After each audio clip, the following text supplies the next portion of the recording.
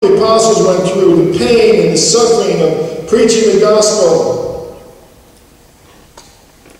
This is the 400th anniversary of the Baptist movement. We started with 40 dissidents in Amsterdam. We've grown to 150 million, the largest Protestant group in the world. But we should never forget our forefathers and foremothers and what they suffered. Baptists were drowned in Zurich. They were burned in Vienna. They perished by the sword. No wonder the hymn reminds us, faith of our fathers living still in spite of dungeon, fire, and sword. Oh, how our hearts beat high with joy whenever we hear that glorious word, faith of our fathers, holy faith, we will be true to those till death.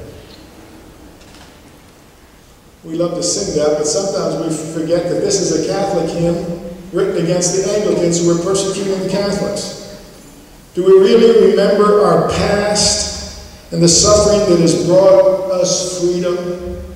Every generation forgets the suffering of the past generation.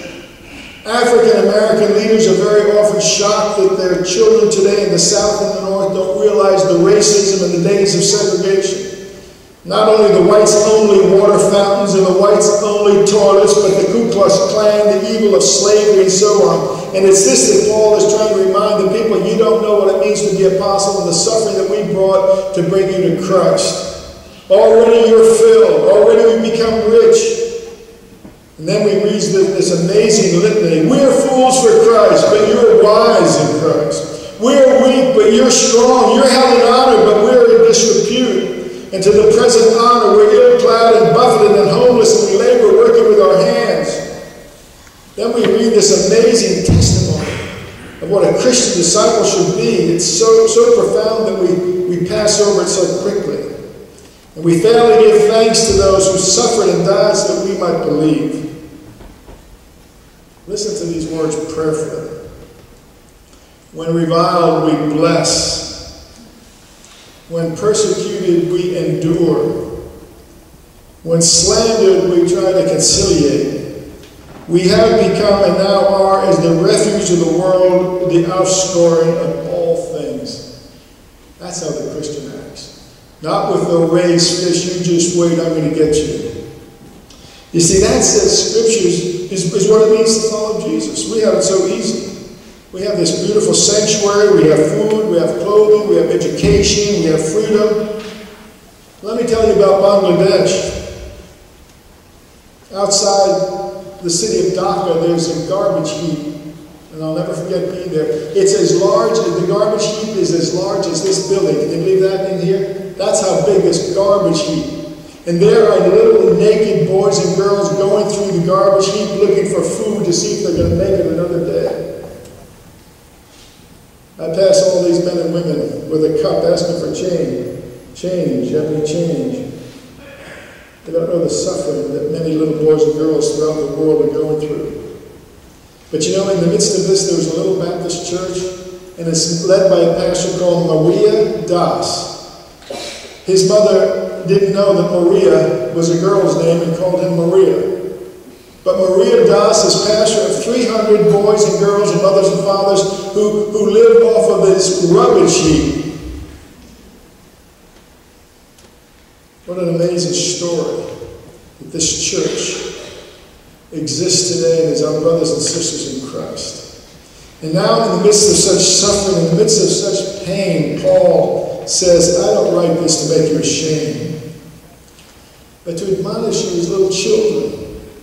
Well, they ought to have been ashamed of themselves. We ought to be ashamed of ourselves for not realizing how many blessings we have. And maybe God will send a depression to our country to get our attention. Look at the unemployment going up. We live such arrogant lives. My father had to earn his way through seminary, had to wait on tables, had 4 kids. And one woman wanted to be a missionary, and she didn't want to use her coffee spoon for her ice cream spoon. Wanted him to go 100 yards to get another spoon.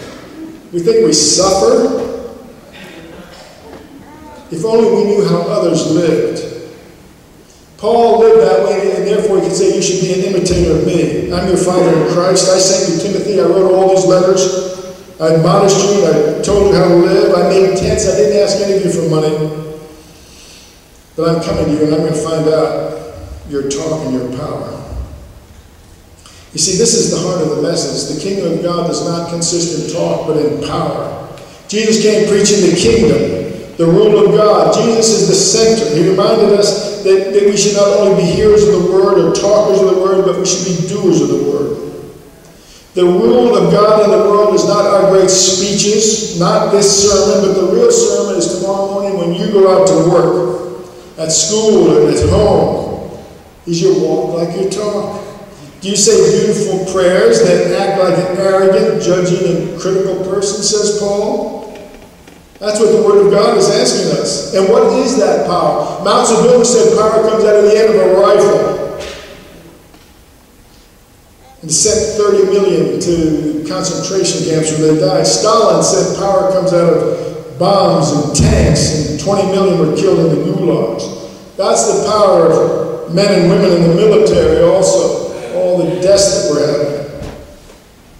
The tragedy of Iraq and Afghanistan. I was a lieutenant in the Marine Corps, and I knew the tragedy of Vietnam.